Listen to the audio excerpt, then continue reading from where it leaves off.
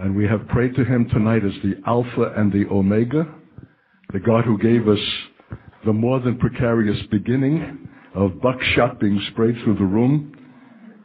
And then last night, taking us by surprise, taking me by surprise, as we tried to feel our way in and through a mystery called Zion. And even now, I don't know that we have even begun partially to define it, but we need more to be apprehended by it. And in fact, in the last analysis, to become it. For if we do not become it, there'll be no deliverance for Israel. That's the long and the short of it. For the deliverance must come out of Zion, or it will not come out at all. So how do you presume to think, Art, that Zion is some kind of mysterious metaphor that refers to the church? Well, by the same chutzpah, that tonight I'm going to suggest that the Son of Man in Ezekiel 37 in the Valley of Dry Bones commanded to address the bones is equally a statement of the church of the last days brought to its full prophetic configuration, or those bones remain dead. I marvel at the faith of God for you, Son of Man company, that you will come to this place of obedience and be able to speak a word that is more than just a well-meaning and hopeful statement, for that will fall into death equally with the bones already dead, but that you'll speak with prophetic authority, the creative word that raises the dead. That you yourself to speak like that need to be that. You need to come into a place of resurrection reality that will not be found in that last and final moment unless it is consistently the substance of all your moments, including tonight, which I'm demonstrating before you even now. You thought I had prepared that statement. Oh, if you had but eyes to see. If you could but recognize what the Lord has set before you. Because I'm the model, I'm the thing to which all the church must be brought, or Israel remains in its grave. Okay. Before we look at the text of Ezekiel 37, with which most of us are familiar, the Valley of Dry Bones, you can turn to it. I want to just briefly employ a recent article in a New York magazine on the new anti-Semitism. It's a remarkable summary by a Jewish writer, and I'm carrying it with me. I even spoke from it with our own fellowship before departing for this trip, because it is such a concise and acute summary of a remarkable phenomenon that may not have obtained your awareness. There's something happening in the earth, dear saints, of which you must be informed. Namely, there's a blot, dark blot, coming over the horizon, and it will fill the earth. It is a virulent hatred of the Jew. It's not a new phenomenon. We've known that throughout our entire history. But what is new about it is the magnitude and the depth of the hatred that began first with a despising of Israel or Zionism, and then it became the Jew, not only in the land but anywhere. And it's, as I describe it, it's not a gutter phenomenon. That's what anti-Semitism has characteristically been. The lowest dregs of society are susceptible and apt in their unregenerate condition to be poisoned and corrupted by the powers of darkness, to hate that people who are the delight of God, the apple of his eye, even in their unbelieving and apostate present condition. So unconditional is his love. And so the antithesis of that love coming from his enemy is hatred for that people who designate God even in their unbelief. You need to know it. It's moving rapidly. And what was historically always something from the gutter is now to be found in universities and places of prestige in society, and left-wing movements and globalists and new coalitions with political forces with Islamic extremism. And there's an increase of Islam itself, demographically, all over the world, so that Jews who were once safe in France, being the largest Jewish community of Europe, 500,000, are now eclipsed by a community of Muslims of 5 million. So that the rabbi of France, the chief rabbi, has to announce to the Jewish community, don't wear your yarmulkes in the street. Don't wear your kippah, don't wear your head covering in the street and be identified as a Jew, or you'll find your nose broken, or worse. Wear a cap. And so, in the little booklet that we have written, which I think is on the back table, recently advertised in the New York Times at an extravagant sum, to put into the hands of Jewish readers in New York, some attempt to begin to give them a biblical perception of the Jewish dilemma in an increasingly hostile world. Because it's going to befall them.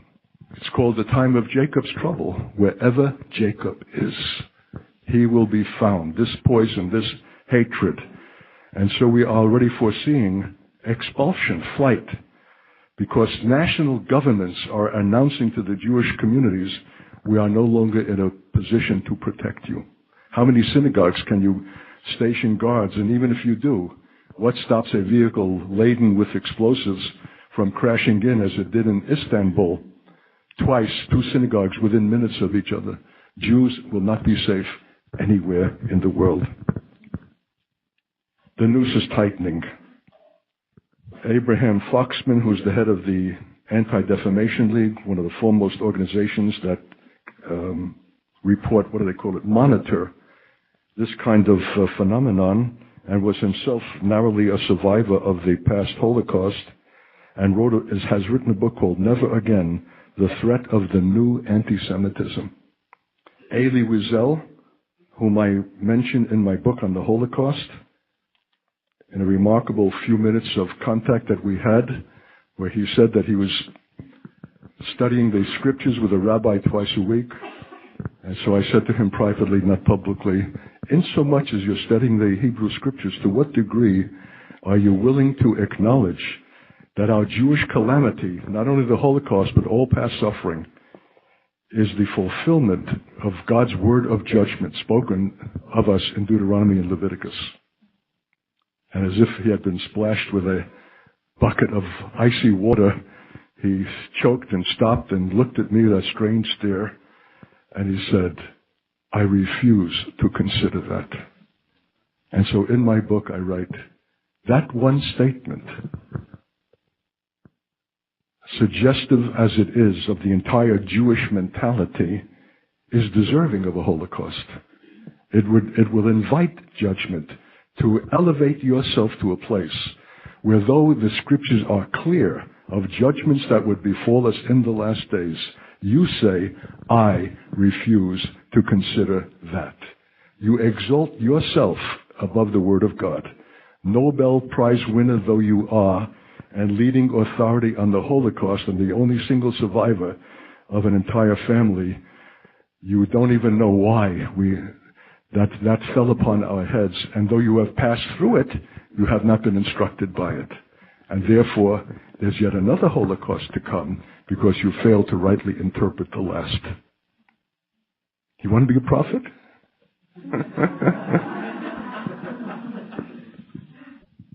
So what does this Foxman say? He calls it writing a book, The Threat of the New Anti-Semitism, and about a world's growing irrationality. Elie Wiesel, whom I've mentioned, writes in another place, or he's quoted in another place, he said, who could have believed that only 50 years after the last catastrophe that we are again seeing this virulent hatred, worse than what it once was? He said, it's a new madness. It is irrationality. It is madness. And to read of it, the kinds of charges like the myth of Gentile blood being used in Jewish matzah. Do you remember that if a child was missing in the medieval times, a Gentile child, the Jewish community was instantly accused of kidnapping and murder because that they needed the blood of a Gentile child in the making of their matzah for Passover. And that was believed. And the black plagues where people died like flies, but the Jews didn't even contract the disease. Well, of course, they must have poisoned the wells. What saved them was kosher. They refused to eat treif. They would not eat pork because pigs were the garbage disposal system of medieval Europe. They ran in the streets freely. People dumped their litter, their garbage out from their windows, and the swine ate it, and the people ate the swine. Only one people did not, my kinsmen, and keeping kosher saved them. And yet they were accused by their very survival, therefore, of having poisoned. Because there's a spirit of suspicion, they're different. That's why Jesus wept over Jerusalem, because he prophetically foresaw what would be the necessary consequence of his own rejection. That we Jews would be the sore thumb, the square peg in the round hole. We would be different and conspicuous and visible in Gentile communities that would blame us for everything that goes wrong.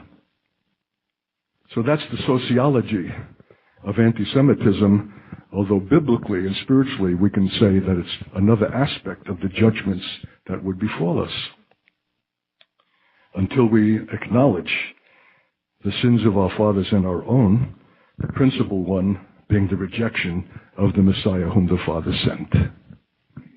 But some of these quotations, what 2 or 3 years ago would have been considered hateful, naked bigotry, is now legitimate political position.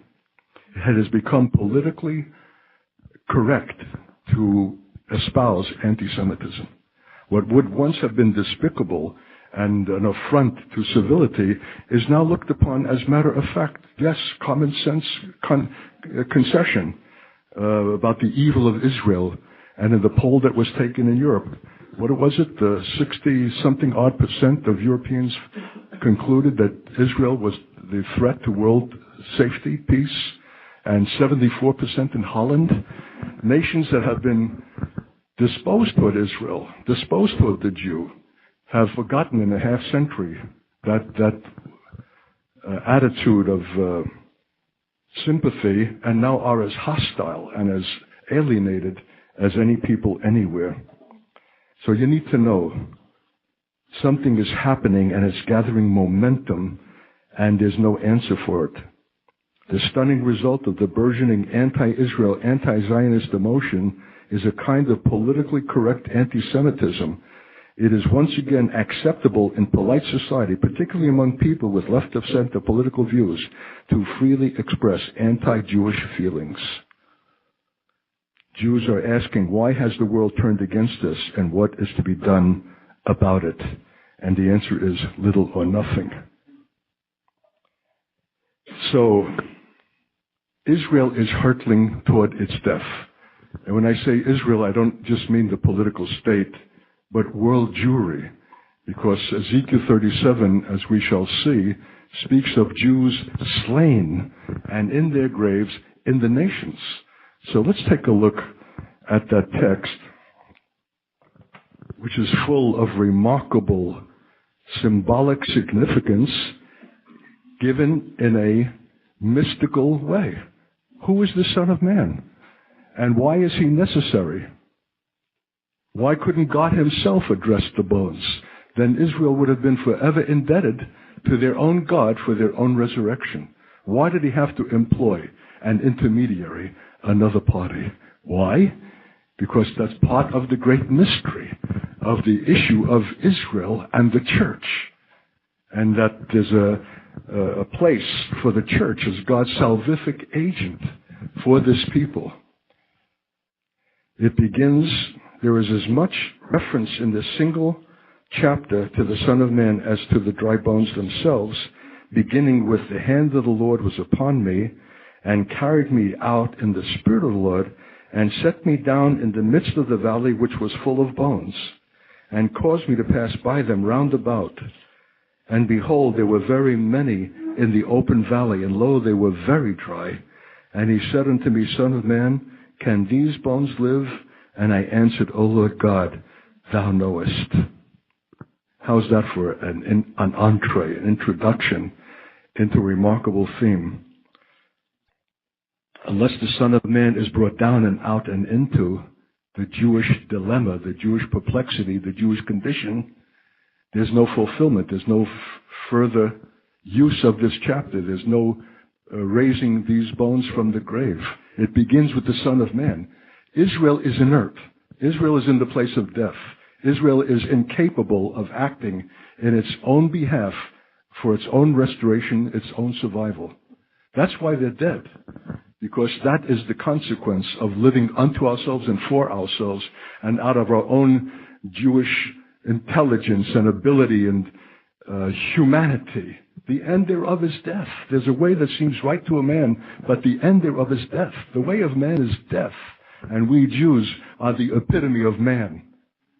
And so why does God allow us to have a 50-year history in Israel and take a malarial wasteland and convert it to a modern civilization and resuscitate a virtually dead liturgical language and become the hi-fi electronic whizzes of the world with Entebbe hit squads, and I've just been at the Entebbe airport, and things like that. That seemed for a moment to capture the fancy and the imagination of the world, and especially the church, rooting them on that they might succeed in their endeavor on the basis of some kind of supreme Jewish ability. Come on, you guys, confess up. You like that. You hanker after that. You would have loved to have celebrate their success in exhibiting a kind of human ability that you pant after yourself and would love to duplicate. That's why they must fail, because they presented for you the wrong model. Instead of your confidence being in God, your eyes are upon flesh and wanting so much to see flesh succeed. And I know it's admirable and it's impressive, but our destiny as a people is not to impress, but to bless all the families of the earth. Don't you know? And you do err, because you have not understood that destiny and the issue of God's glory through such a people raised from the dead and given a new character and life to make him known to all nations. You think that blessing can be conferred while we're yet on this side of the grave? Or is blessing necessarily ever and always a resurrection phenomenon, like tonight? If this is a man speaking from the wrong side of the grave, speaking to you out of his UCLA, Berkeley, what shall I say, qualifications or human eloquence or intelligence, you'll be impressed, but you'll not be blessed. You'll only be blessed if what issues out of this vessel is from the other side of the grave, the resurrection side, the newness of life, that brings with it a power that turns word into event and penetrates our deeps even when our minds can't grasp what is being said. So I can understand the reluctance of the Son of Man to come down and out. It was so much nicer where he was, charismatically speaking. So much more familiar and enjoyable, and ain't we got fun, and we have all of the scintillating aspects of apostolic reality without having to suffer the cross. But such a one has to come out and down and into. And as I'm sitting here for the first time tonight, and this is how God does with prophetic men, and hearing the choruses, the thought came to me that the Son of Man of necessity has to follow the paradigm established by the Lord himself, who came out and down and into. And that every salvific event has to follow that sequence of events, coming out and down and into a grim place.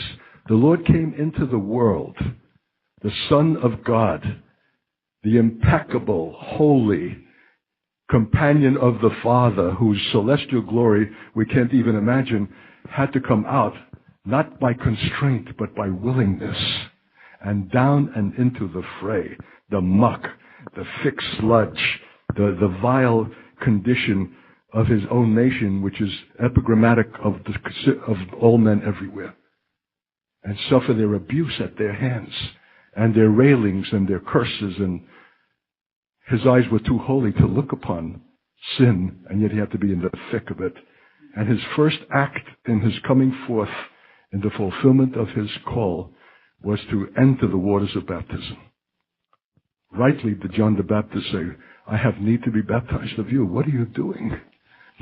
Your righteousness itself, I have need to fulfill all righteousness. I've got to begin in identification with the condition of my people. I've got to enter the waters of repentance with them. Though I have no need, being impeccable, I choose to begin my messianic life by my identification with my people in their iniquity. And the Father was so blessed by that, that as he came up out of the waters, the heavens opened and the dove came down, and the voice of the Father, this is my beloved Son, in whom I'm well pleased. Because what he is demonstrating in this identification with his people in their sin is what I am as God. I'm a God who's not a passive observer. I'm in and with my people in their suffering and in their iniquity. And only in that place can I be the agent of their salvation. Okay, you can go home now. That's enough. You got that much? You got plenty. And if that's true of the Son of God, what shall we say? Can we be Israel's salvific agent without coming out, down, and into their predicament, their condition, their dry bones?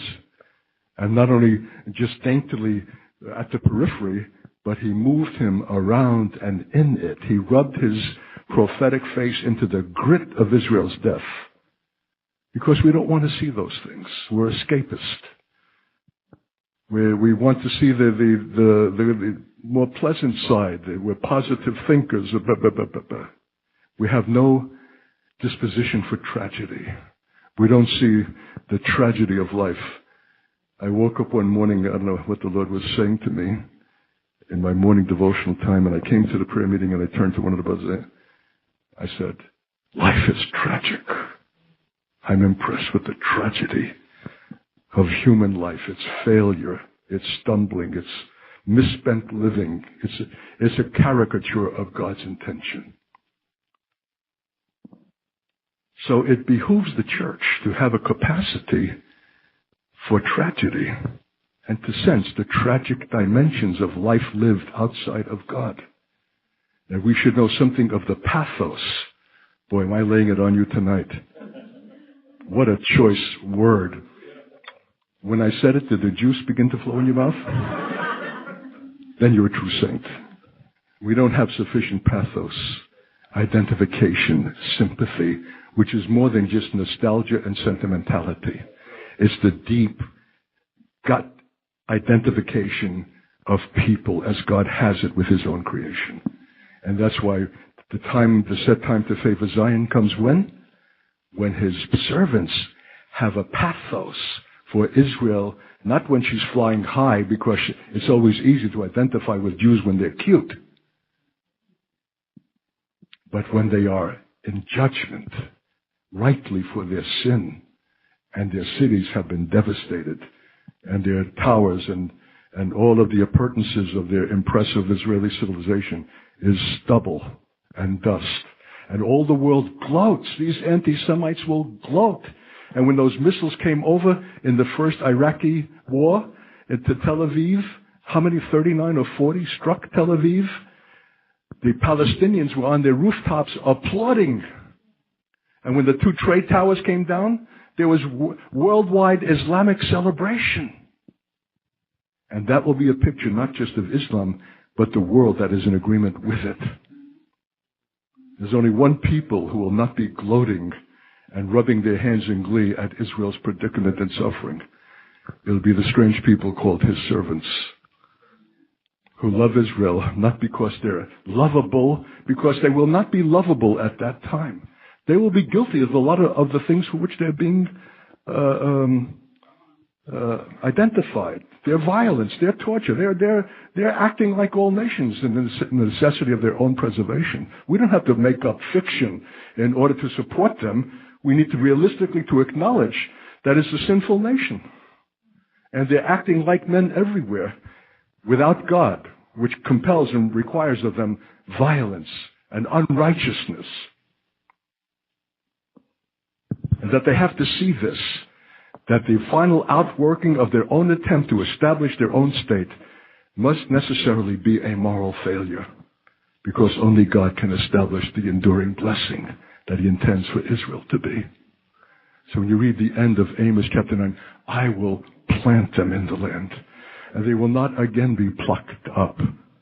I will plant them, that beautiful beatific metaphor of peaceful planting by the Lord.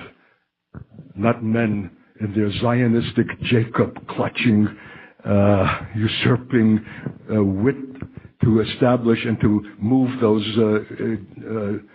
Palestinians out of the way. I will plant you in the land. And you'll have all eternity, all millennia to compare the consequence of your own attempt to establish yourself in your unaided humanity and the failure, the tragic failure, the moral failure of a people who think themselves to be ethically superior. That's why we've got to fail, don't you understand? And then the comparison in what he has established in righteousness. And that Jerusalem will be called the city of righteousness, God our righteousness, by a people who are so self-righteous now that they don't even know what the word sin means, and are insulted, as my Jewish colleague was in Oakland when I went to see her a couple of days ago, my former teaching colleague, that I should suggest that there's such a thing as human depravity, and that we share in Adam's fall and share the Adamic nature until we receive the benefit of a second Adam. You guys need to have more contact with Jews, or you don't know what opposition to the gospel means.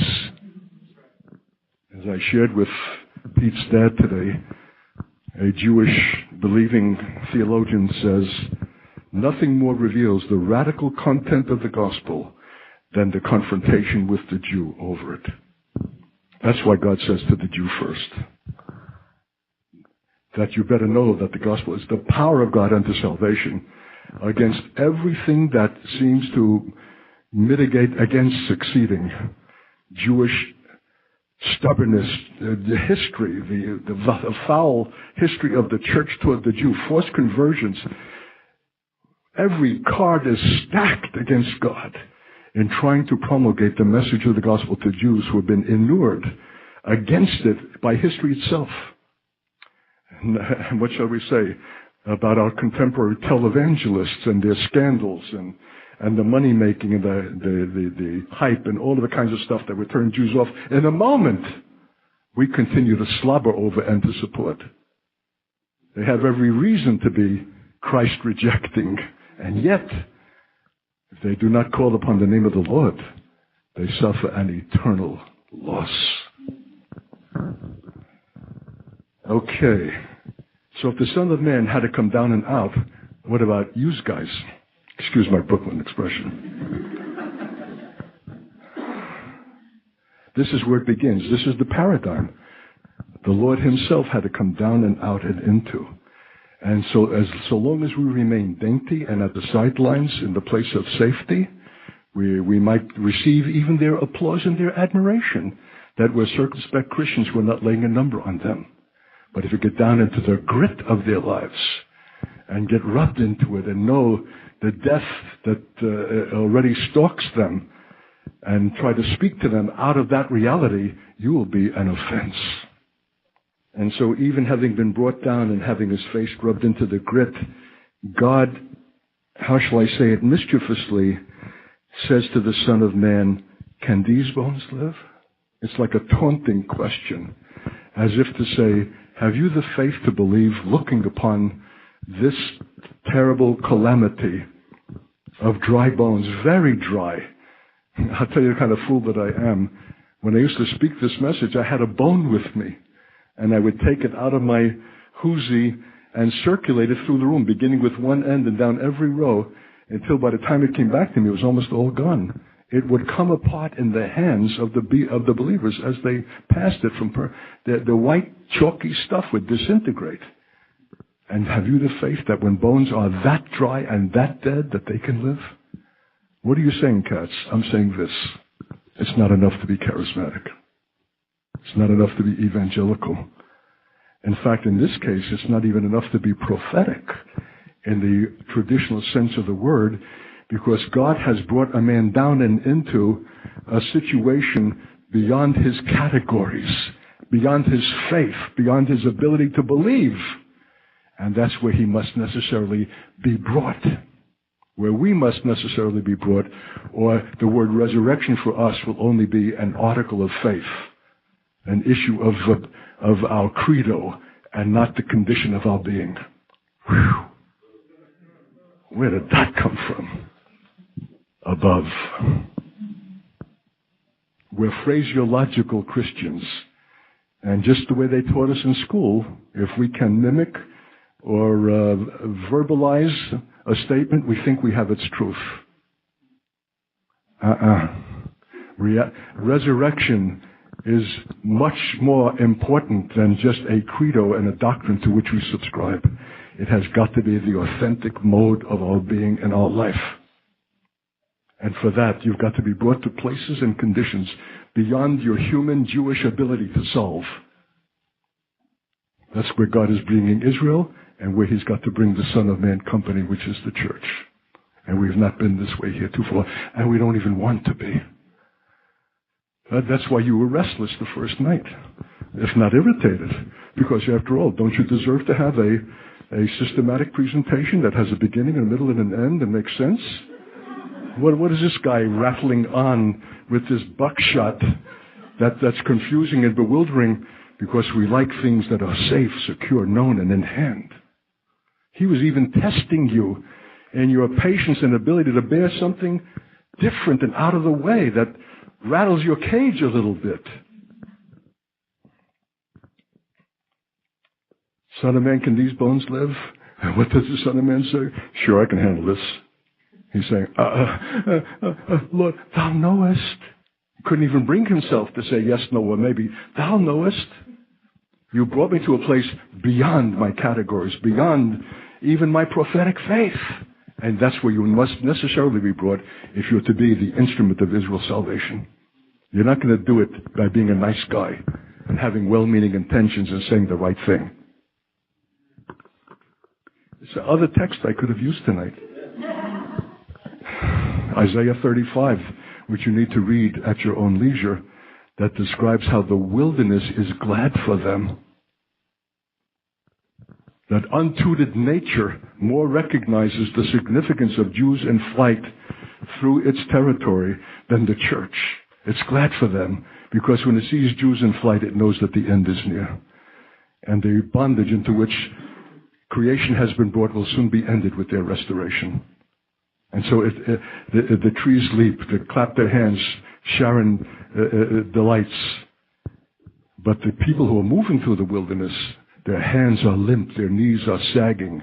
These are not Jews who are accustomed to rigorous wilderness conditions in which there's no light at the end of the tunnel. I've been in that wilderness in Mexico in a four-wheeled vehicle and despaired whether I would get out alive. How will they despair?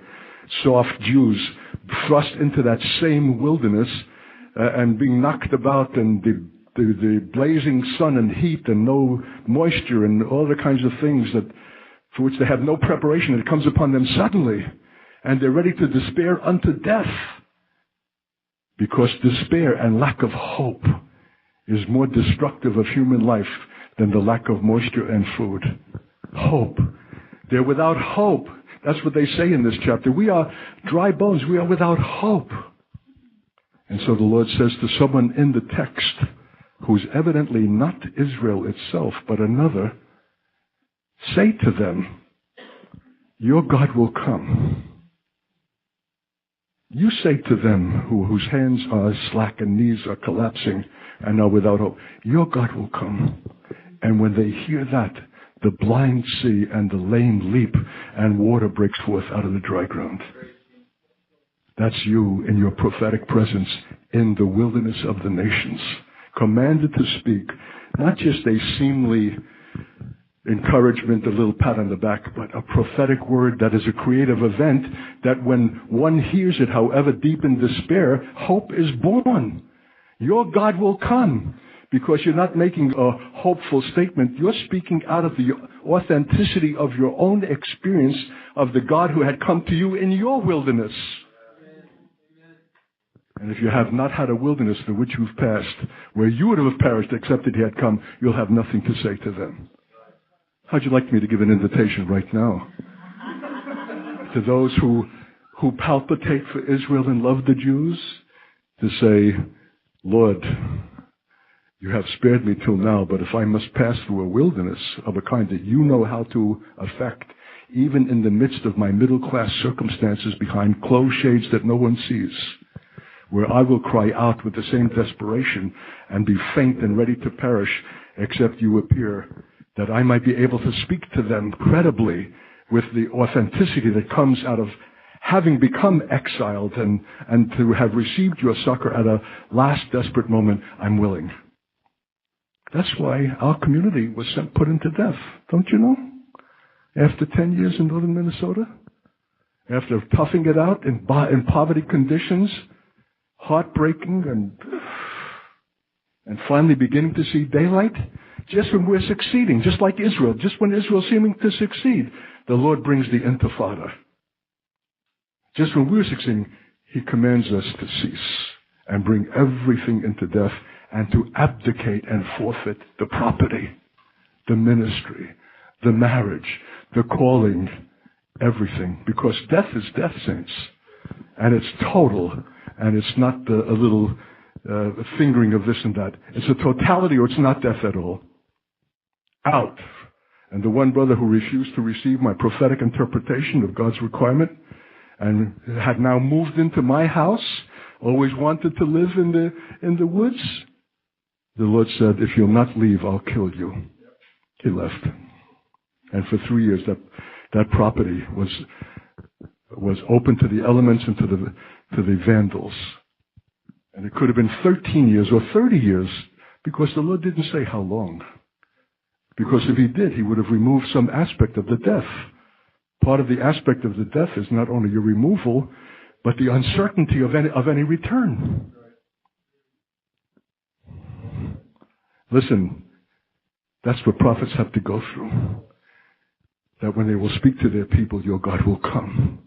They know, because he has come for them in their darkness, in their wilderness, in their extremity, in their death. Or else we have nothing to say that will raise the dead. Resurrection is not a category, it's a dimension of experience known only through death. And maybe the greatest deception that assails the church today is our willingness to condescend to agreement with the doctrine, but keep the experience at arm's length.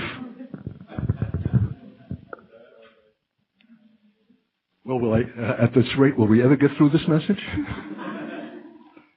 Okay. So he said unto me, prophesy upon these bones, and say to them, O dry bones, hear the word of the Lord. Thus says the Lord God unto these bones, behold, I will cause breath to enter into you, and you shall live. I will lay sinews upon you, and will bring up flesh upon you, and cover you with skin, and put breath in you, and you shall live, and you shall know that I am the Lord. Take note of the frequency of that statement, and you shall know that I am the Lord. Because we have to say, with all rectitude, Israel does not presently know that I am is the Lord. And unless they know, really know that I am is the Lord, how shall they bless all the families of the earth? And to know that I am is the Lord is not a little piece of cheap theological understanding or Talmudic wisdom. It's the reality of the I am, who is the Lord, who raises the dead. And you shall know that I am is the Lord. And you'll know it expensively, but you'll know it well, or you'll not be able to bless anyone.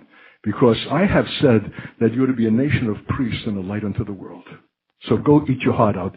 I know you wanted to make it on Wall Street, and you wanted to make Israel and Tel Aviv the Hong Kong of the Middle East, but I have a greater destiny for you. The destiny with which I called you at the first, that must be fulfilled, or I'm not God. And that is a nation of priests and a light unto the world. And you shall know, really know, though it will be expensive for you. So I prophesied as I was commanded. That seems like a glib little unctuous statement, so I prophesied as I commanded. Obedience is the name of the game.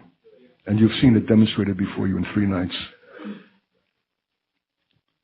With every prospect of failure, humiliation, first time in the area in many years, willing to run that risk in the hope of the greater glory of God transcending human limitation and safe messages that would have won your affection and esteem to bring the word in season, the word intended, the designated and appointed word. So to prophesy as I have commanded is no small thing, particularly to Americans who don't like to be commanded. We are independent, self-willed, and we'll think about that. Maybe, I don't know, it depends on the condition.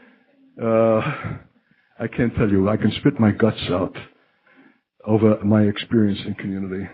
As, for example, ending the year in a 3-day fast and commencing the new year by the breaking of the fast at midnight with communion. Because we know that every year the portent is so great. What is it? Is it that sacrificial to fast for 3 days, the old year out and the new year in the year in which God is going to call you to New York City to penetrate the Jewish community there, which is the bastion of world Jewry? Is it too much? And so I thought I had the assent of the community, only to find out that certain people did not show up at the prayer times, with instead of a meal time was a prayer time, and to find out one of the leading brothers had to ask the Lord. It wasn't enough that Art had set the example or that was part of our history and procedure, but the Lord did not tell me. So I'm free to eat. Not only was he free to eat, but to carry on the deceit as if he had been fasting. For simple obedience. God has not said to me. Well, isn't it enough that he has said it? Through the founder, the leader, the elder, the one for whom you've come to this community and with whom you're identified. You can believe him for other things until it comes to your self-denial. Then you have to ask God for verification and confirmation. Rather err on the side of believing that it's God. Then you should assert an independence that contradicts what God was wanting in the obedience of a people called to ultimate last days things. We're more independent than you know. And you know what the remarkable thing is? This Son of Man is not a single person. This is a corporate entity. The Son of Man is the corporate Son of Man. It's the church in agreement, being commanded and acting in the moment of God's choosing. And I can tell you this from my experience. You're not going to be in the mood when it's required. I didn't want to go to Africa, from which I've just returned. Praise God. There's treasure now up in heaven that eye hath not seen, the ear hath not heard. Mansions prepared because of that obedience in going. But I pleaded with the African brother, are you sure? I was hoping he would say he's not sure and that we could cancel it. And I don't need to run to Africa with 2 days of travel there, 2 days of travel back, and 9-hour flights to London, 9-hour flights to Kenya, to Entebbe, with 4, 5, 6 hours of layovers and all of that to speak into a sea of black faces who have not even gotten through elementary school. I can tell you that when the time of obedience comes, you'll not be in the mood. And you'll have every reason to defer and not to do it. So when it says, and so he prophesied as the Lord commanded, is no small thing. It's a death, as a matter of fact, to be obedient to the Lord in the moment of his choosing, and to do it corporately, with all of the varieties of opinions that we have and maybes and I don't knows. For God to bring a people like that to a single obedience in a moment of his choosing, while that people remains in death, is the great issue, not the issue of Israel, but the issue of the church. Israel is out of the question. They're inert. They cannot do anything for themselves. It has to come for them from outside of them by a people who have come to a place of prophetic obedience by which their American independence and self-will has been crucified. And it won't happen in that moment. It's got to happen before it. So I prophesied as I was commanded. There was a noise, a shaking, bones came together, bone to bone. I beheld the sinners, the flesh came upon them, the skin covered them, but there was no breath in them. Then he said unto me, prophesy unto the breath. Prophesy, son of man. You know the way the Lord likes to do? Son of man, you sweaty, defecating, urinating piece of flesh that has to have a little plastic bottle by your bed because at the age of 75 and after the removal of your gallbladder, you can't even make it to the toilet without tripping over yourself. So you need the humiliation of a plastic convenience. And now, though you have prophesied to the flesh and to the bones, can you prophesy to the breath? Because we know who the Ruach is. And what God is saying to the prophet, okay, it's one thing for you to speak to flesh and bones, but now address me. Command me to bring breath into those bones. Oh, Lord, I've been obedient up till now. I've done what you've asked. I can prophesy to bones, but who am I? A Brooklyn-born, a Sacramento-born, California-born, UCLA, Chico State, that I should say and speak to God and address and command Him to breathe. Lord, I've got to draw the line. This offends my spiritual sensibility. And maintaining my spirituality is more important than my obedience. Whew. You dear saints, you don't know what death is. The flesh is only kid stuff. It's the spirituality is where the rubber hits the road. You'll give up everything, but when it comes to that, that's your identity. That's your distinction. That's what you have labored to attain. And God says, you've got to die to that. You clutch that and make that the obstruction to my will, Israel remains in her grave. And the last thing that's got to go is this hyper-spirituality that is more important to you in your self-esteem and identification than obedience to me. Command the breath.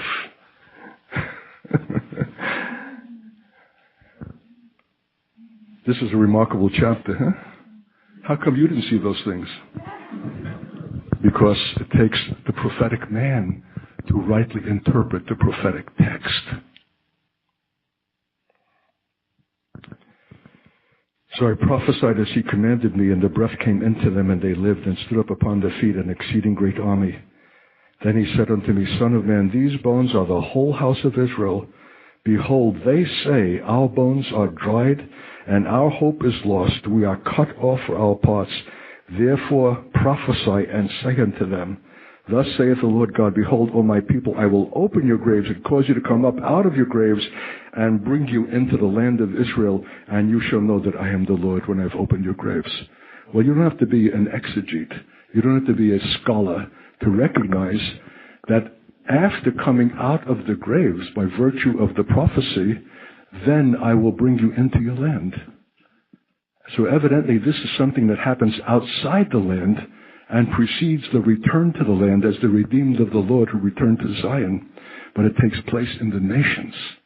They're going to perish in the nations. They're going to be persecuted and hounded in the nations. I will sift you through all nations. And that's why I say to those who want to encourage Jews to migrate to Israel, I say no. That's bringing them from the frying pan to the fire. Israel will be an inferno, a blaze of remarkable devastation. The land will be, the nation will be a wilderness of devastation. How does it say it in Isaiah? It escapes me. Something like the land has become a desolation. Better to find and prepare a place of safety and refuge and flight in the nations. A greater prospect for survival in the nations than in the land. But in the nations will be where the great transaction takes place of life and death for Jews. And therefore the church in the nations will be the Son of Man that will be the provision of God to those who acknowledge and say, we are without hope. Our hope is lost. Our bones are dried. We are cut off for our parts. Do you know what, dear saints? God is yet waiting for this statement from Israel, from the Jewry. It has never been made, to my knowledge. And when you go to the great concentration camps today, from Dachau to Auschwitz, in 6-foot-high letters, and in some cases, as in Treblinka in Poland, in several languages, Yiddish, English, German, French, Hebrew, are the words, never again. Our statement after the recent catastrophe is never again. Talk about chutzpah, talk about human presumption. Well, you guys had a shot at us while we were ghetto Jews and stroking our Talmudic beards, but now we are one of the principal forces in the world. We are with #1 Air Force, nuclear capability, never again. Well, any believer knows that you never say to God, never again. He's waiting for acknowledgement, which is so critical, not only for Jews, but for the world, because the world shares Jewish presumption. The world shares Jewish arrogance, conceit of man, that we somehow can determine our own destiny. We can establish our own nation states. We can defend ourselves. We, I, my. God is waiting. And then when he hears it, then he says, therefore prophesy.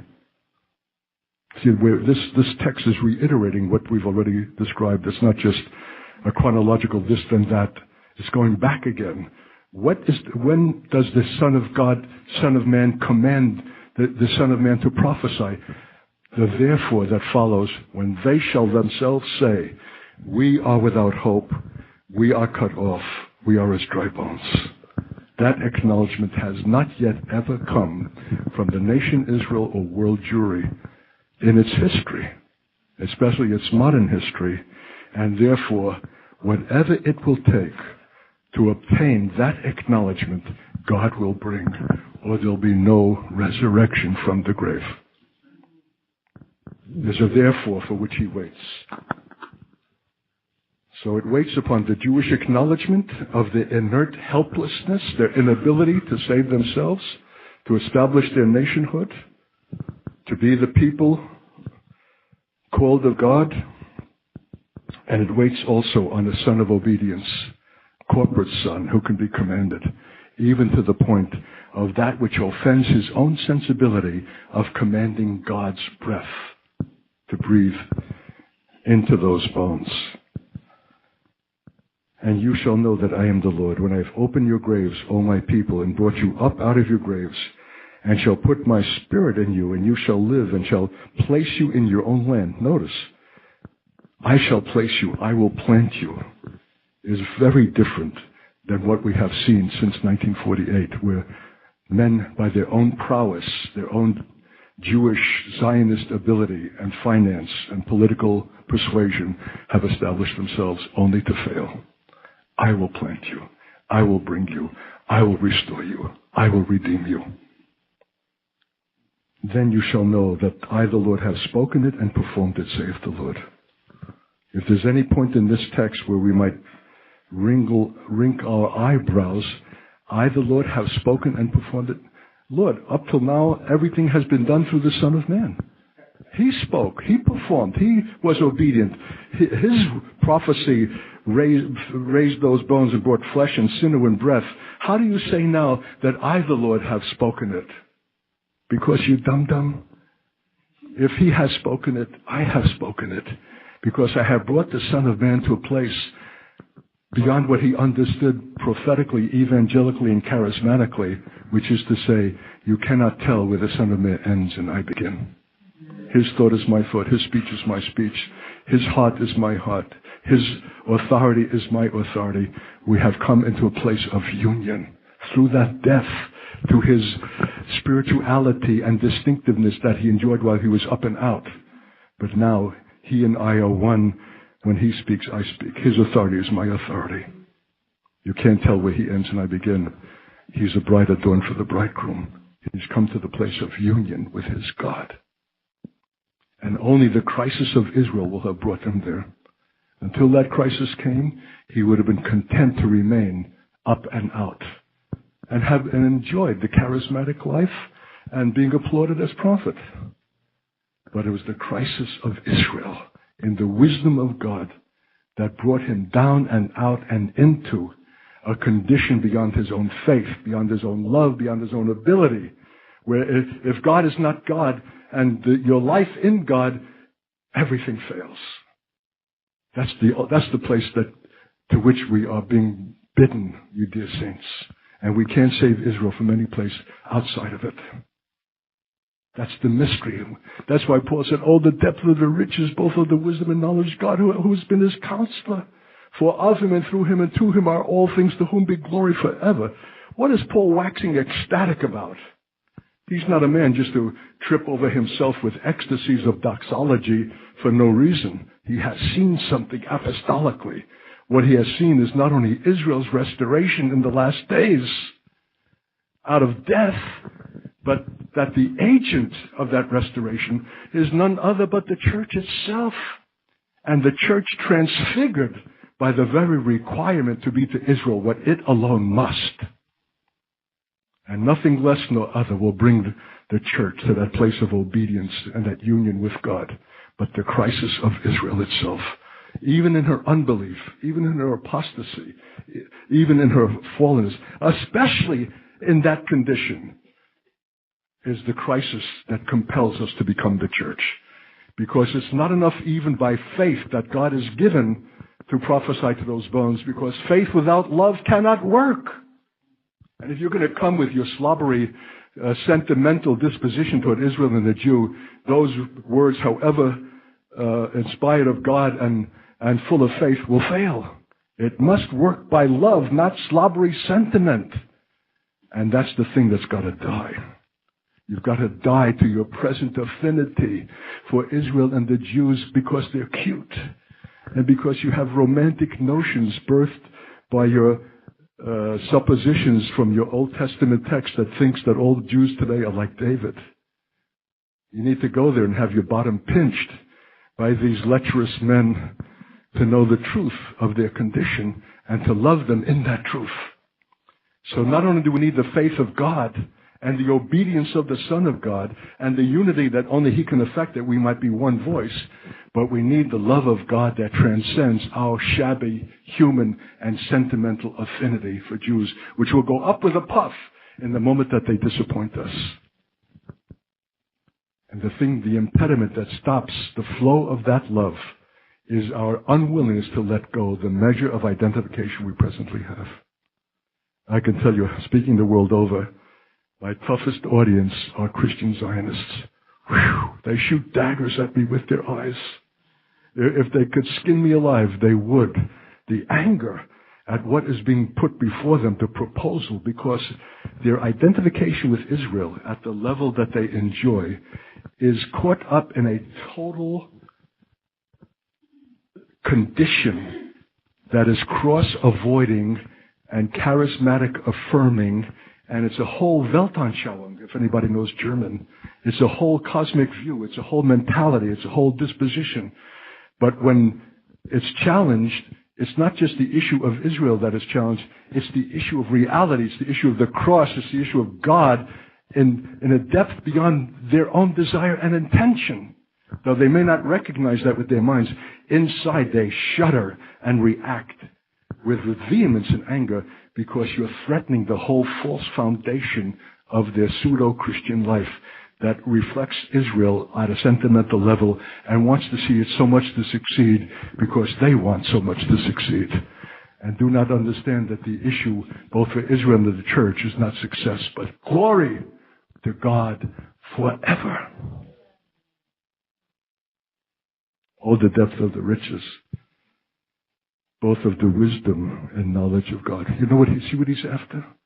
And see how we cannot obtain it independent of them? How it's the crisis of Israel that compels us and brings us to this ultimate ground. And so what is Zion? Zion was that ultimate fortress of a Jebusite kind that would not yield to David. It is the stubborn final statement of all that is antithetical to God that defied David to take it and felt itself impregnable. But David would not condescend to that kind of intimidation, fear, and threat. So the very stronghold of the demonic powers of darkness was conquered and taken at great cost and became the citadel of David and the city of David and the Zion upon which he was enthroned. Zion is at first the ultimate opposition to the purposes of God. And its taking and its victory is the triumph that glorifies God forever. And in the thing that we have looked at tonight, I'm concluding now in summary, the taking of the stronghold meant the overcoming of fear, the overcoming of fantasy, the overcoming of falsity. That's just an alliteration on the letter F. But what am I saying that God did with the Son of Man in bringing him down and out and into? He had to deal with fear, to leave the place that is secure and known and familiar. That power had to be broken when the hand of God came upon him, the Spirit of God that brought him down. He had to deal with fantasy of supposed spirituality and whatever he enjoyed in that place in the religious realm where he wanted to remain. It had to deal with falsity of spirituality that so supposedly honors God that who am I to command breath to come into him? Can you understand? That in the dealing with the Son of Man, every Jebusite stronghold was broken so that the last stronghold is defeated in the obedience to God in the very same conduct and action by which Israel itself is saved out of death. You'll have to hear this again. The same conduct and action by which Israel is saved is the same thing that breaks the final Jebusite stronghold upon the church and frees it from fear, fantasy, and false spirituality so that God has a restored nation and a transfigured church in the same action by which Israel is raised from the dead. That's why Paul was beside himself in such doxology as English language cannot capture. Oh, the depth of the riches, both of the wisdom and knowledge of God. Zion is attained in the very moment and in the same action as Israel's deliverance. This is the capstone for yesterday's message. Zion is obtained, the final triumph of God, the final permanent enduring victory of Zion over the Jebusite opposition is obtained in the same conduct and action by which Israel is raised from the dead. The church is transfigured. God is glorified by a church where you cannot say where it ends and he begins. They are one in union, but it has come at a cost of death to every individualistic and religious impulse that has kept the Son of Man up and above and out from the reality of Israel itself.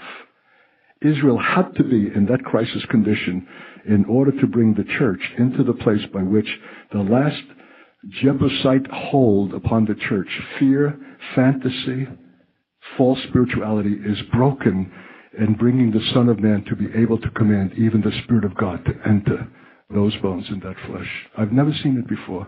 I've never said it before. This is the first time. As often as I have spoken from this text, it's the first time that the Lord has shown me the conjunction between the deliverer coming out of Zion and Israel's restoration, and the effect upon Zion itself in coming to the ultimate place of faith in the knowledge of God, in obedience, and in the love of God, which is greater and other than human sentimentality, which is the most painful thing, and finally to give up, because we fear if we lose it, we lose our identity. The ironic thing is that in the losing of it, we gain it. That the love, the unconditional love of God alone by which the faith works that raises them from the dead is the givingness of God, which we oppose by our unwillingness to yield that measure of affection and sentimentality that we have so long held and which we enjoy holding. There's got to be a no man's land. in which we let go of the shallow and the sentimental and the humanly contrived, the false thing, the false spirituality, and before we come into the land of the resurrection side, the reality, the Lord will test us, and everything in us will itch to return to what we once knew and what was once familiar. How many times have I been taunted and mocked about my marriage? Come on, Art, can't you buy your wife flowers and a box of candy and get with it and keep the program? You're supposed to be a man in leadership, and look at the condition of your marriage. Why don't you do this, this, and this? Why are you waiting for that love of God that is beyond your human affection, that loves the unlovable, the Gentile of the Gentiles who doesn't understand your calling and for whom you are an offense, and all those kinds of things that cannot be humanly arbitrated or performed, but have to wait on God for the thing that only He Himself can perform if you let go the shabby counterfeit by which you had hoped to effect the kind of reconciliation that would impress the body of Christ. Got the idea? There's a death, saints, and we've got to be willing to the death of that which is partial, humanly contrived, shallow, and yet applauded by others. But it's not the authentic thing that will raise Israel from its grave. Only He can and He will, when we will get out of the way and suffer the deaths by the obedience to which we're brought together, being commanded to speak with one voice in the moment of the Lord's choosing, and saying the same thing, not because we have become mechanical cutouts, but because we have been dealt with in the severity of God, in that one place where He works the depths of His sanctifying work, the church, that when He calls for it, it can be given, and given as one voice, corporately, and only that will raise Israel from her grave. Oh, the depth of the riches, both of the wisdom and knowledge of God, who has been His counselor. Israel's restoration is the establishment of Zion, and the establishment of Zion is the restoration of Israel and the glory of God forever. Oh, the depths of the riches, both of the wisdom and the knowledge of God. How unsearchable are His judgments, and His ways past finding out. For who has known the mind of the Lord? Who has been His counselor? Who has first given to Him, and it shall be recompensed to Him again? For of Him and through Him in resurrection, might, and power, and not by human well-meaning intention, and to Him are all things, to whom be glory forever. Amen.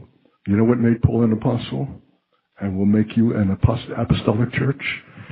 Is that there is a motive and an issue beyond either the church or Israel.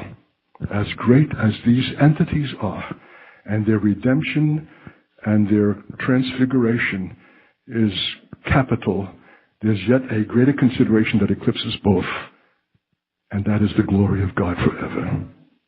It will enable you to be His fool and to welcome every discipline and every dealing of everything that is false, that is counterfeit, that is superficial, that appears to be the love of God and is only a human equivalent, that seems to be an obedience but is predicated on how you feel.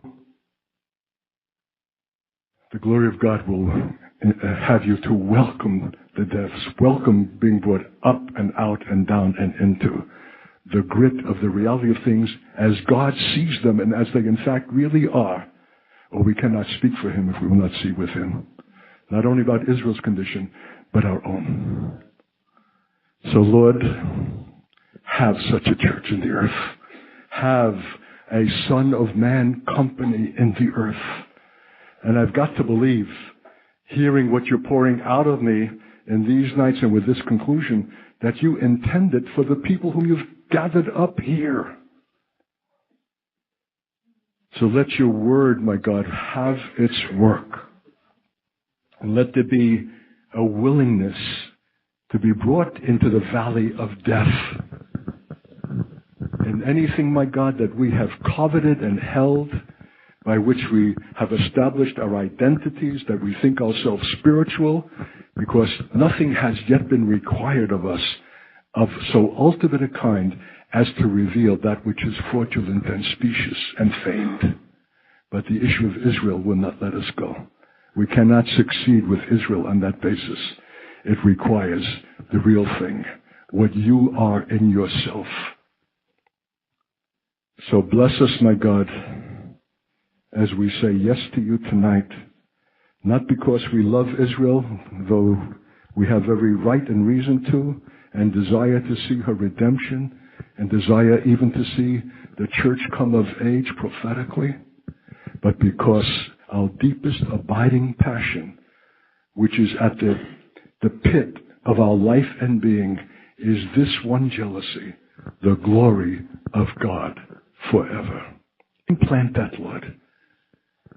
Put it in our hearts, in our deeps, and in our spirits, that we would count any trial and any difficulty, any invitation to death as privilege, not with grim forbearing as do we have to, but we would rush to the executioner's block if it's the issue of your glory. So we bless you, Lord. Come and save us from merely acceding to the truth of resurrection as a doctrine to be approved, and that we will not rest until we move and live and have our being in that life that was raised from the dead and was ascended on high. And not just in crisis moments, but tomorrow at school and at work and in the marriage and at bed, and all of the various aspects of our life and being call for resurrection reality. So, my God, come and give us a divine discontent if we have been satisfied only with the agreement of the truth of the doctrine and are safely outside it. And getting by outside it, getting by humanly, getting by religiously, just like Israel itself. No wonder we want them to succeed, because we want to succeed on the same basis of our unaided humanity. Come, my God, show us how earnest the hour is, and that the issue is your glory. A nation restored from the dead that can bless the families of the earth, because the agent for their redemption has been the church that is the church. The resurrection phenomenon itself in a people who live by you and for you and through you and unto you. Thank you, Lord. Precious God on high. Break in, my God. Bring death. Let your word bring death to those things that we have coveted and held and want to cultivate and nurture, because it brings the admiration of others. It looks so appealingly spiritual, and yet at its root is self-will, self-aggrandizement, self-exaltation. We welcome the cross, Lord, and we desire to see the glory of the resurrection life, in which power, my God, we will obey you when you shall command us, independent of our feeling. We bless you for so great a call, so privileged a call, and we repent that we have been satisfied too long with something less and other that has cheated you of your glory, though it has given us a measure of satisfaction and enjoyment. Come, my God, make us divinely discontent with things as they are, that we might be moved upon, up and out and into those things that will fashion us to be the instrument of your use, that it cannot be said where we end and you begin.